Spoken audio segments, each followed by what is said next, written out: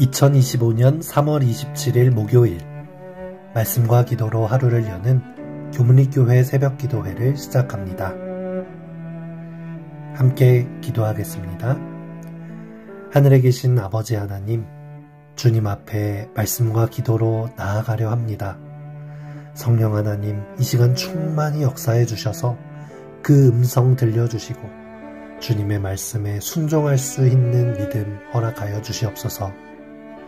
주님, 주님을 믿는 신앙생활이 어느 순간 익숙해지고 뜨뜻미지근해질 때가 많습니다. 저희들의 초심이 없어지고 그 대신 의심과 불신이 쌓일 때가 많이 있습니다. 아버지 하나님, 신선하고 새로운 말씀으로 저희를 먹여주시고 마르지 않는 생수로 저희의 마음을 가득 채워주시옵소서. 오늘도 성령으로 침례주셔서 새롭게 거듭난 주님의 자녀로 오늘 하루를 힘있게 살아갈 수 있도록 함께하여 주시옵소서. 저희들을 늘 새롭게 하시는 예수님 이름으로 간절히 기도드리옵나이다. 아멘. 성도 여러분 안녕하십니까? 오늘은 부조화 선지자 61장 사울이 버림을 받음 네 번째 시간입니다. 오늘 말씀의 제목은 초심을 잃어버림입니다. 하나님의 말씀 사무엘상 9장 17절 21절 말씀을 보시겠습니다. 사무엘이 사울을 볼 때에 여호와께서 그에게 이르시되 보라, 이는 내가 내게 말한 사람이니 이가 내 백성을 다스리리라 하시니라. 사울이 대답하여 이르되 나는 이스라엘 지파의 가장 작은 지파 베냐민 사람이 아니니까. 또 나의 가족은 베냐민 지파 모든 가족 중에 가장 미약하지 아니하니까. 당신이 어찌하여 내게 이같이 말씀하시나이까 하니. 우리가 이번 주 사울왕이 하나님 앞에 교만하고 범죄함으로 버림받는 모습을 보고 있지만 사실 사울이 처음부터 그랬던 것은 아닙니다. 사울은 하나님이 보시기에도 또 사람들이 보기에도 이스라엘의 첫 번째 왕이 될 만한 인물이었습니다. 사울은 왕으로 부름을 받았을 때 교만함의 성품이 아니라 오히려 겸손하게 자신은 이스라엘에서 가장 작은 자인데 어떻게 왕이 될 수 있냐고 말하는 모습을 볼 수 있는 것이죠. 하지만 사울은 성경에 기록하기를 이스라엘 자손 중에 그보다 더 준수한 자가 없고 키도 모든 백성들보다 컸다라고 말할 정도로 정말 훌륭한 청년이었습니다. 하지만 그가 왕의 자리에 갔을 때 그는 초심을 잃어버리고 말았습니다. 하나님 앞에 교만하고 불의한 왕이 되어버렸으며 자신의 왕위를 지키기 위해 어떤 범죄이든지 저지를 만큼 명예욕에 휩싸인 모습을 볼 수 있습니다. 부조화 선지자는 이러한 사울의 모습을 이렇게 기록합니다. 사울은 왕으로 부르심을 받을 때에 자신의 능력을 과소평가하였고 자진해서 배우려 하였다. 만일 그가 그대로 겸손하고 끊임없이 하나님의 지혜로서 인도함을 받기 원했더라면 그는 성공하고 명예롭게 그의 높은 지위에 지워진 의무를 잘 수행할 수 있었을 것이다. 하나님의 은혜의 감화 아래서 모든 선한 자질은 힘을 얻는 한편 악한 성벽들은 그 힘을 잃었을 것이다. 그가 초심을 잃지 않았더라면, 그가 끝까지 하나님의 지혜와 능력을 의지했더라면 하나님께서는 분명히 끝까지 그를 도우시며 그의 왕위도 지켜주셨을 것입니다. 하지만 하나님께서 주신 자리임을 잊어버리고 스스로 높아지려 하며 자신을 의지하며 백성들 위에 군림하여 자신의 권력을 부리기 시작했을 때 자신이 하나님의 대리자라는 것을 잊어버리고 마음으로 하나님을 떠났을 때 그의 마음은 사단이 사용하기에 가장 좋은 곳이 되어버렸습니다. 이것은 우리도 마찬가지일 것입니다. 우리가 힘들고 어려울 때 하나님을 찾는 것은 어쩌면 어려운 것이 아닙니다.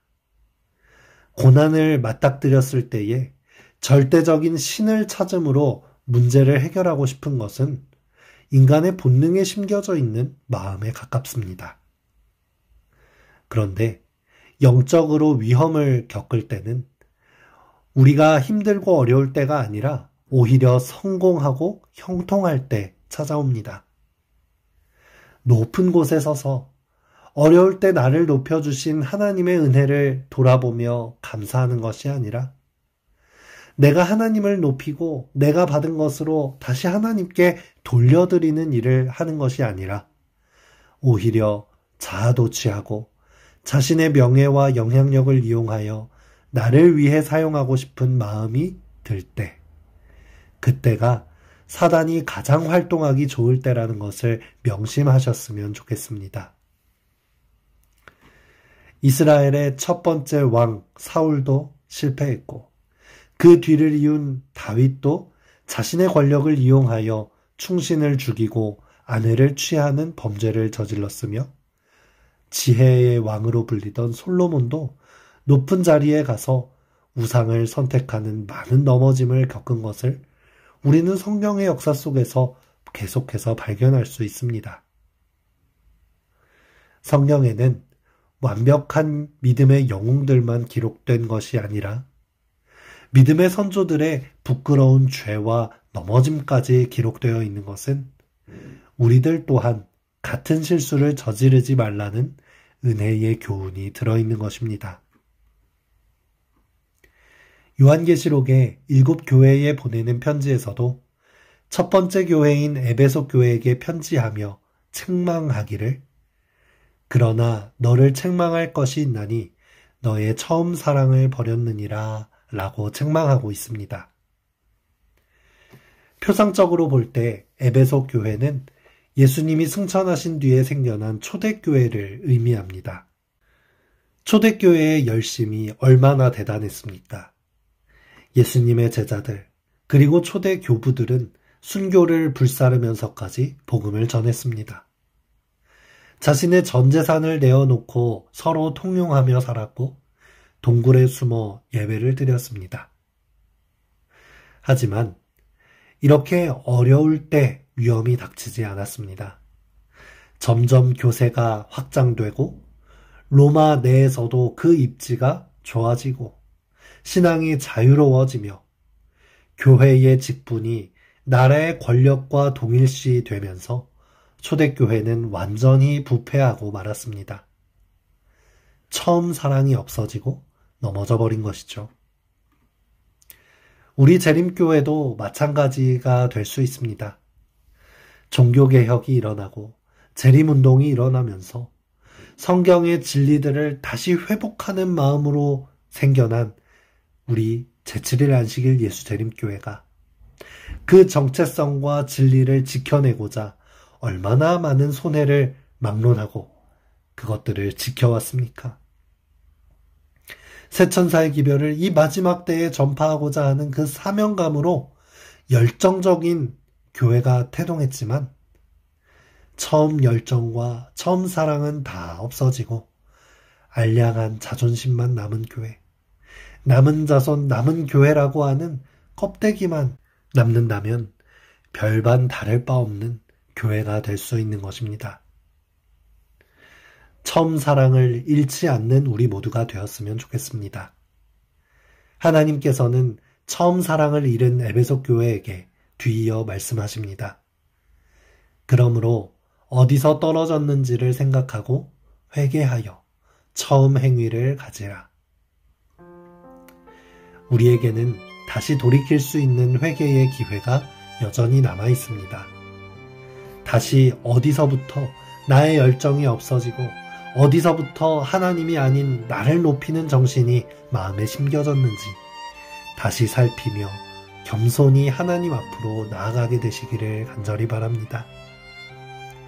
우리가 그렇게 하기만 한다면 하나님께서는 언제든지 우리를 용서하시고 다시 높은 곳으로 세워주신다는 사실을 이 시간 기억하시며 오늘 하루 나의 첫사랑과 초심을 회복하는 날이 되기를 간절히 바랍니다. 이 아침 함께 기도할 제목입니다. 하나님께 대한 나의 초심을 잃지 않는 꾸준한 신앙을 할 수 있도록 우리 교회가 부패하지 않고 진리와 복음을 전하는 교회가 될 수 있도록 우리 교회를 이끌어가는 장로님들과 집사님들을 위해서 결혼, 취업, 진로 등 많은 것들을 고민하고 있는 청년들을 위해서 산불로 피해를 겪은 사람들과 화재 진압을 위해 수고하고 있는 많은 분들을 위해서 이 시간 함께 기도하겠습니다.